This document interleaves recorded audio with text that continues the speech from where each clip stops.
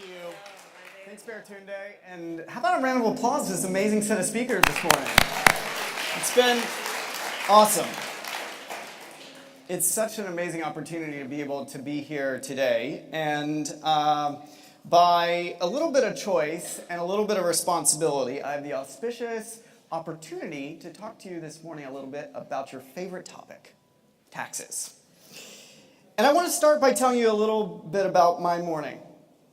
I woke up this morning, got dressed, got showered, big day for me, big day for all of our organizations, and I headed out for my hotel. I took a Lyft. So I swiped up on my iPhone's touchscreen, launched the app. Do you know that touchscreen was funded by government dollars in R&D? Not a lot of people do, but it was. I put in the address here at Union Market, and the app used GPS satellites orbiting the Earth to find my location, connecting me to drivers nearby. Those satellites, government owned, your tax dollars at work. I hopped in the car, showed up, and headed over here on public roads, which I know you know, were funded by tax dollars. But I enjoyed the peace of mind to know that the driver that I came over here with was licensed, the car had insurance, and all the other drivers on the road were also licensed with appropriate insurance, thanks to government regulations funded by tax dollars. We listened to the radio. 97.1 Wash FM was the station, which as a New Yorker I didn't know, but was lovely. Made possible by government's provision of spectrum, your tax dollars at work.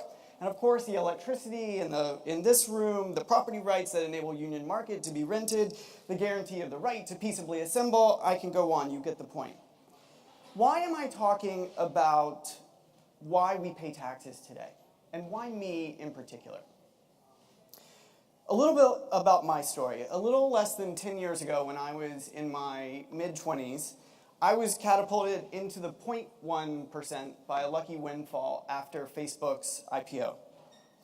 I had grown up middle class, the son of a paper salesman and a public school teacher in a little town in North Carolina called Hickory. My parents, I will be honest, like most people, did not really look forward to tax day. But they also had no interest in shirking their responsibility to be a part of our community, and they had no interest in being free riders in the community that we lived in. They wanted to pay their fair share, and they passed that commitment down to me. So I have a simple message to convey today. Taxes are not a punishment. They are a critical way that we can take care of one another. Government programs help people thrive. Our taxes pay for schools, healthcare, roads, public safety, parks, the kinds of things that build stronger communities, and the more secure we are, the easier it is for us to take care of one another. Tax dollars fund regulatory agencies. They make sure that our drugs are safe and that our planes aren't falling out of the sky. They, of course, make possible programs like Social Security and Medicare. And it's also true that some government waste does exist, but it pales in comparison to the security, abundance, and economic value that our tax dollars provide. I'm here today to tell you that my taxes and the tax rates for the wealthiest Americans are far too low. We have to raise them significantly to create the kind of country that Americans have the right to deserve. I'll cite one and only one statistic in a whole talk about taxes. Right now, the top 0.1% pays about 3.2% of their total wealth in taxes each year. Top 0.1% pays 3.2% of their total wealth.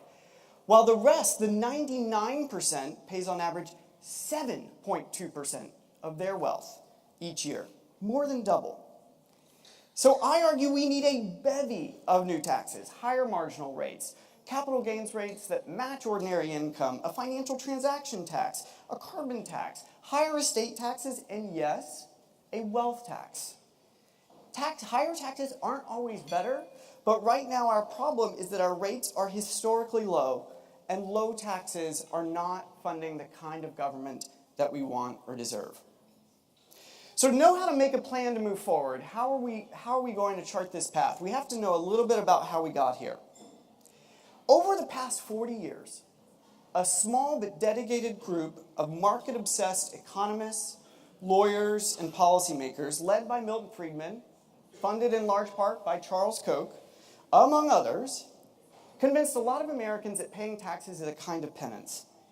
They propagated a myth, and underline that word 3 times over, a myth, that markets are always dynamic and productive, and government over here is inefficient and bureaucratic.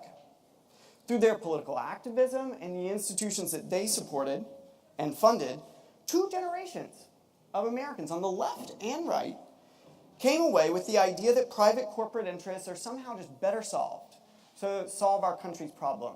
We've got to let the startups do it, the tech companies in general. They're going to solve our problems, not tax-funded public solutions. And today, we see the fruit of this cabal's work. Unparalleled concentration of private power in corporations, extreme inequality, and arguably most problematically, a permeating cynicism about government itself. But there is good news. That edifice is showing cracks, and the cracks are growing every day. So many progressive leaders are now calling for higher taxes and new and different kinds of taxes like a wealth tax or a financial transaction tax. It'd take too long to list all of them. That's something to celebrate. And Americans of all political stripes are rejecting the idea that taxes are always bad. That outlandish idea that Alexandria Ocasio-Cortez had to raise marginal rates on income above $10 million up to 70%, 60% of Americans support that, including 45% of Republicans. Elizabeth Warren's proposed wealth tax on assets over $50 million, 60% of Americans, including 50% of Republicans, support that. By contrast, less than 40% of Americans support the tax bill that the Trump administration passed in 2017. The neoliberal voices are still going loud and proud, and they're going to keep going. They're the ones who call people in this room the angry populists, even though that we know that that does not characterize our energy and our passion. One commentator last month on Fox News explained away what's going on in rooms like this one by saying that we've just emphasized fairness too much in our schools. That narrative, it creates a zero-sum game. There are makers, there are takers. Taxation is a penalty in their view on the virtuous and successful. It does everything it can to obscure all of the positive things that our government, funded by our tax dollars, makes possible. A lot of wealthy folks say, you know what, don't raise my rates, I'm just going to give to charity. And I agree sometimes philanthropy can pioneer new ideas. It can support the growth of social movements and create political change. Today's event is made possible by private philanthropy. But wealthy people often use that idea that charitable giving is all it takes to make excuses for not investing in public policy where we need to. Charity is not going to make childcare accessible to all. Charity is not going to end poverty. It's not going to cure disease. Only coordinated social action at the policy level can do that in a systemic way. History has shown us, from Social Security and Medicare to the GI Bill and our national and interstates, that to tackle social and economic issues at scale, it takes government action. So let's get going. Let's begin the work now to get the details of these tax policies right, so that when we have an opening, and if you're like me, I feel that an opening is coming, we avoid creating loopholes or new exemptions that we don't actually want. We are going to need to boost the funding of the Internal Revenue Service so that it can conduct audits and ensure that the people who need to comply actually comply. And we'll need to invest the revenue smartly for it to make a difference. The details will matter enormously. But let's not let their complexity be a reason not to pursue ambitious policies. We can't waste this pivotal moment in our history with incremental tweaks just because they're easier.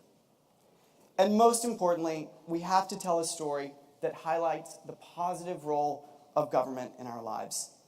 we have to talk about what all those higher taxes will buy us. A country where every individual has the dignity and the freedom to thrive. Markets alone will never guarantee that. The Supreme Court Justice Oliver Wendell Holmes Jr. is reported to have once said, "I like paying taxes.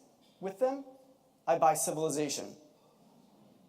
Government needs our money and support, so let's demand that the most fortunate among us step up to the task at hand.